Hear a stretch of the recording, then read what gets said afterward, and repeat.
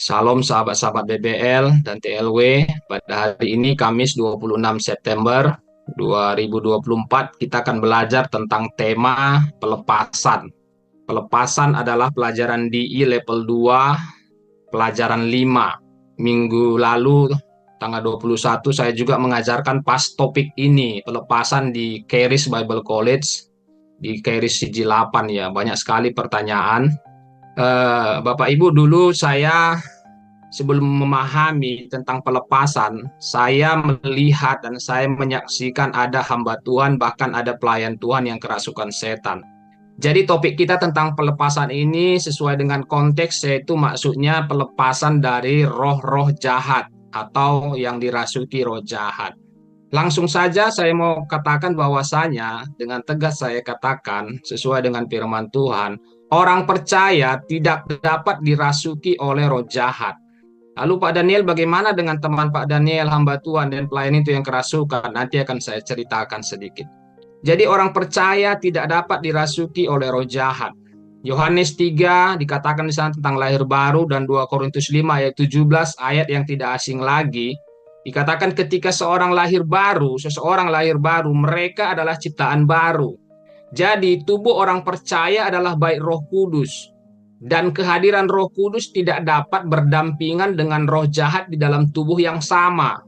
Makanya 1 Korintus 6 ayat 19 berkata, atau tidak tahukah kamu bahwa tubuhmu adalah bait Roh Kudus yang diam di dalam kamu, Roh Kudus yang kamu peroleh dari Allah, dan bahwa kamu bukan milik kamu sendiri.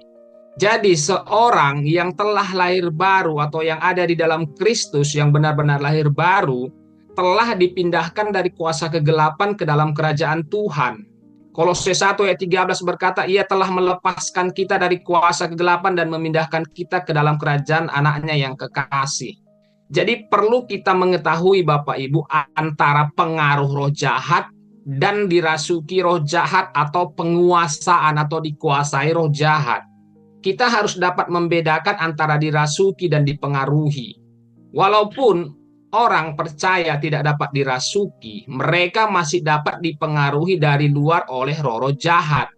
Bagaimana cara roh jahat mempengaruhinya? Yang pertama, menggoda dan mencobai. 1 Petrus 5 ayat 8 berkata, sadarlah dan berjaga-jagalah, lawanmu si iblis berjalan keliling sama seperti singa yang mengaum-ngaum mencari orang yang dapat ditelannya. Jadi dia dapat menggoda, mencobai, mengalihkan perhatian orang percaya dari jalan Tuhan dengan berbagai pencobaan. Bagaimana dia mempengaruhi yang selanjutnya? Menaburkan keraguan dan ketidakpercayaan. Sama seperti dia mencoba Yesus dalam Matius 4 ayat 1. Kemudian Yesus dibawa oleh roh ke padang gurun untuk dicobai oleh iblis. Jadi yang ketiga, yang selanjutnya bagaimana dia mempengaruhi? Menyerang pikiran dan emosi.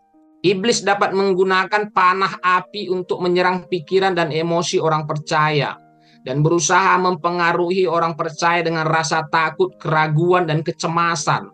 Dan dia mempengaruhi dengan menggunakan pengaruh negatif dalam hubungan dan lingkungan. Dan juga roh jahat mempengaruhi dengan menggagalkan rencana Tuhan dalam kehidupan orang percaya.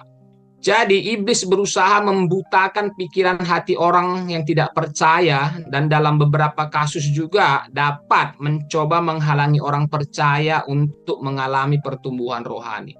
Jadi penekanannya adalah setan tidak dapat merasuki orang percaya tapi dapat mempengaruhinya dari luar.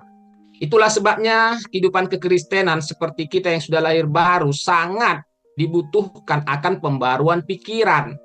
Walaupun roh kita sudah sempurna saat lahir baru, pikiran dan jiwa kita perlu dibaharui dan ditransformasi oleh firman Tuhan. Makanya Roma 12 ayat 2 dikatakan, janganlah kamu menjadi serupa dengan dunia ini, tapi berubahlah oleh pembaruan budimu, sehingga kamu dapat membedakan manakah kehendak Allah, apa yang baik, yang berkenan kepada Allah, dan yang sempurna. Jadi kehidupan kekristenan itu adalah hanya seputar pembaharuan pikiran. Pikiran kita diselaraskan dengan firman Tuhan. Dan sebagai orang yang sudah lahir baru, kita harus mengetahui kuasa dan otoritas kita di dalam Tuhan Yesus. Ini nanti pelajaran di selanjutnya. Jadi orang percaya harus menyadari kuasa dan otoritas yang kita miliki di dalam Kristus untuk mengatasi segala bentuk pengaruh roh jahat yang saya ceritakan tadi. Dengan memahami dan menjalankan otoritas kita sebagai orang percaya, kita dapat berdiri teguh dan tidak terpengaruh oleh roh-roh jahat. Lalu ada pertanyaan Bapak Ibu memakai firman Tuhan.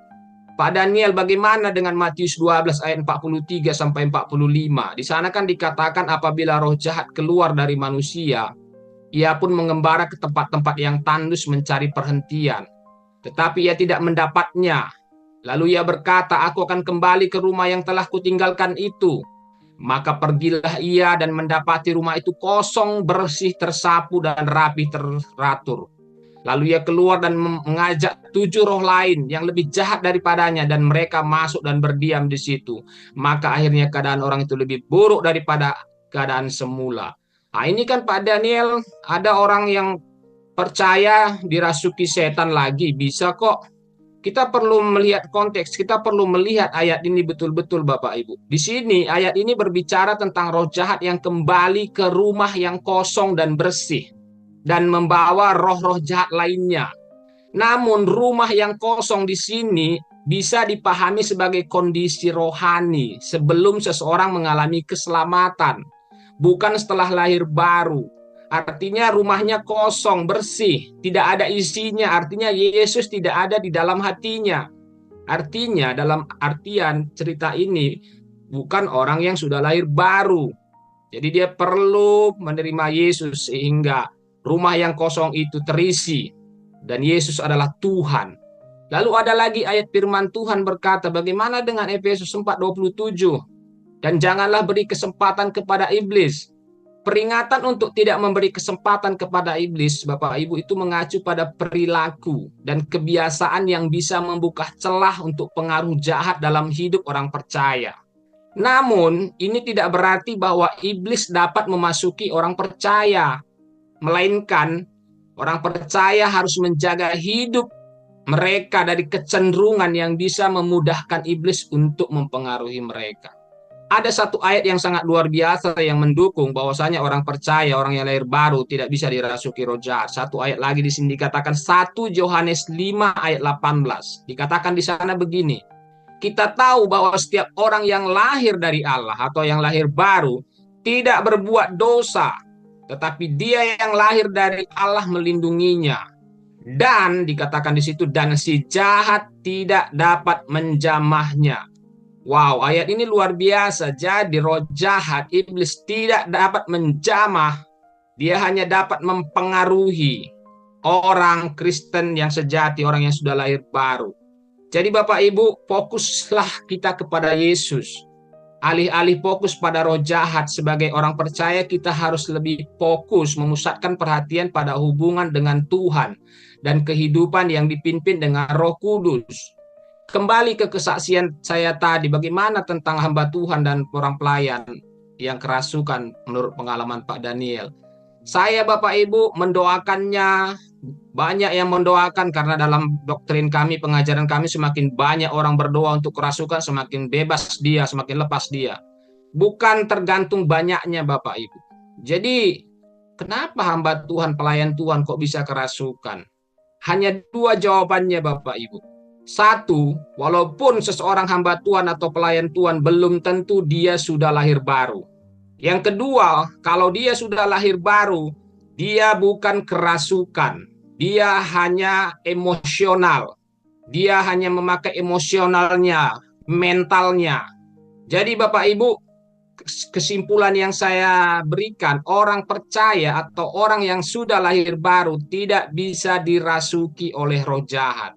Jadi, pendekatan yang berfokus pada identitas dalam iman daripada praktik pelepasan adalah keyakinan bahwa pengajaran Alkitab dan pemahaman tentang siapa kita dalam Kristus itulah kunci untuk mengalami kebebasan dan kemenangan rohani. Jadi, kekristenan seperti yang saya katakan tadi hanya seputar pembaharuan pikiran. Jiwa kita itu terdiri dari pikiran, kehendak, dan emosi. Hanya seputar itu. Maka pikiran kita harus diselaraskan dengan firman Tuhan, supaya perkataan kita, tindakan kita juga sesuai dengan firman Tuhan. Jadi, yang terakhir Bapak Ibu, saya menekankan, saya dan Bapak Ibu yang sudah lahir baru tidak bisa dirasuki oleh roh jahat. Tetapi roh jahat hanya bisa mempengaruhi orang-orang yang sudah lahir baru. Jadi ini pelajaran yang sangat luar biasa. Saya percaya ada pertanyaan-pertanyaan yang membingungkan, mungkin karena kita mendapatkan doktrin selama ini yang berbeda dengan yang kita pelajari di tempat ini. Namun jangan takut Bapak Ibu, semuanya ada jawabannya. Firman Tuhan dapat menjawab setiap pertanyaan-pertanyaan yang timbul di dalam pikiran kita tentang pelepasan, tentang dirasuki, apakah orang percaya, apakah orang lahir baru bisa dirasuki atau tidak. Jadi seperti saya katakan tadi, kalau ada kebingungan, mari tanya para pemimpin atau tanya saya di WA langsung juga, apa bisa pertanyaannya bisa dijawab dengan sesuai dengan firman Tuhan. Jadi Bapak Ibu, ini pelajaran yang luar biasa. Terima kasih buat Bapak Ibu yang merendahkan hati mau mendengarkannya. Demikianlah pelajaran kita pagi hari ini. Sampai jumpa besok lagi. Tuhan Yesus memberkati.